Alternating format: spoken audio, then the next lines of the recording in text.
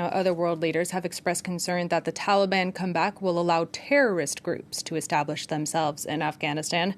For more on this, we have on the line Afzal Ashraf, an expert on security and counterterrorism from the School of Politics and International Relations at the University of Nottingham. Thanks for joining us on the program. Now, one of Washington's main goals in invading Afghanistan back in 2001 was to prevent it from being a launchpad for terror attacks against the U.S. But could terror groups make a comeback under Taliban rule? Well, they certainly could, in theory, but one of the things that the Taliban have made clear so far, anyway, is that they won't allow their territory to be used.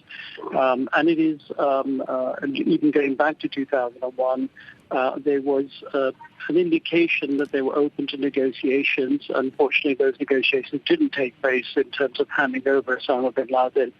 But the problem, I think, isn't whether the Taliban will allow it. It's the fact whether Taliban will have control over their territory.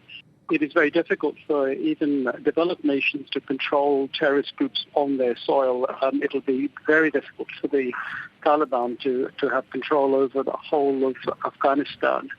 And what we have now is a slightly complex situation where it's not just Al-Qaeda. We have ISIS already in Afghanistan. So the future, if you like, is uncertain. And of course, we don't know how the Taliban government will develop. My own estimation is that it will have a honeymoon period of several months, maybe a few years, where it will do some very good things, but then you will have infighting between the hardliners and the relative moderates, and it will probably start disintegrating. And that's probably when there will be the possibility of launching terror attacks from Afghan soil. But we have to understand that Afghanistan isn't the only place where terrorist groups could plan attacks. Whether they want to, having experienced failure following 9/11 and the European bombings, whether they want to do that or whether they want to rely on domestic terrorist groups operating in European countries, it remains to be seen. And what have the Taliban's relationships with other terror groups been like historically?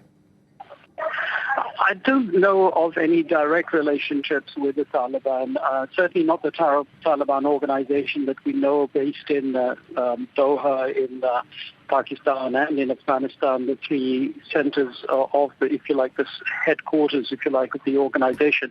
The problem I think we have to confront is the Taliban are not a cohesive organization. They're a sort of network, a coalition of warlords, of tribes, and of groups that have, aligned their colors to the Taliban mast. But they're semi-independent, and I'm not sure that we have any reliable information that any of the current major groups that comprise the Taliban have relationships with the terrorist organizations. The Afghan people, particularly the Pashtuns, have traditionally not taken a great deal of interest in issues outside their country, unlike other parts of the world.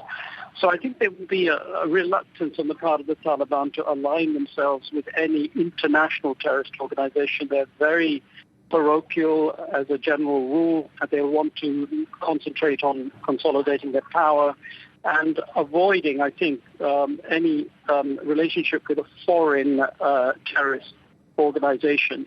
But that doesn't prevent those terrorist organizations from occupying bits of the land and operating from there.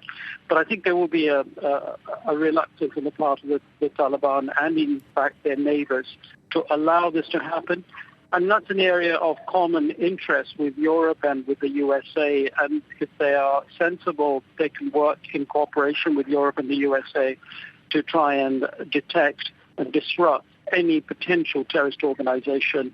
And that's another area of common cooperation that might help establish better links between the Taliban and the West.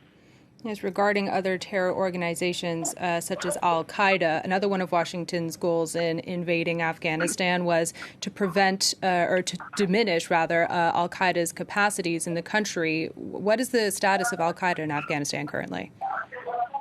Well, they diminished the al-Qaeda presence within a matter of months. Osama bin Laden, following the Tora Bora bombings in 2001, Osama bin Laden left the country.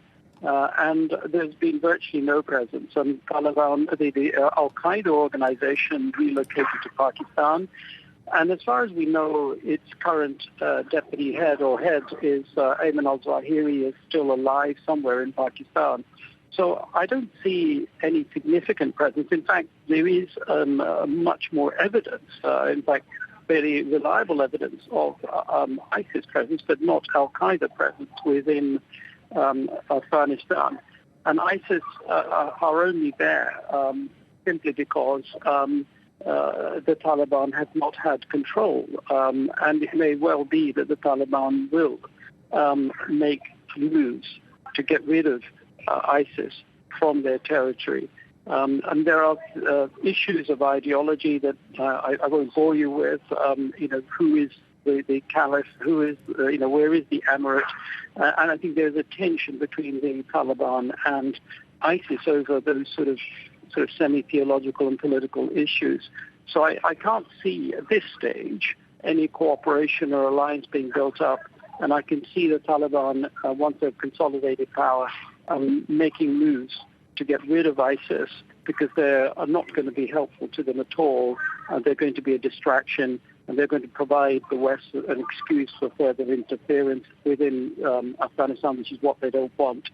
So I think that the days for ISIS may well be numbered, but it does provide them with an opportunity and provides the West with an opportunity to continue some form of influence and cooperation with the Taliban for wider interest on human rights and other things, because ISIS is a common threat, I think, to both the Taliban and the West.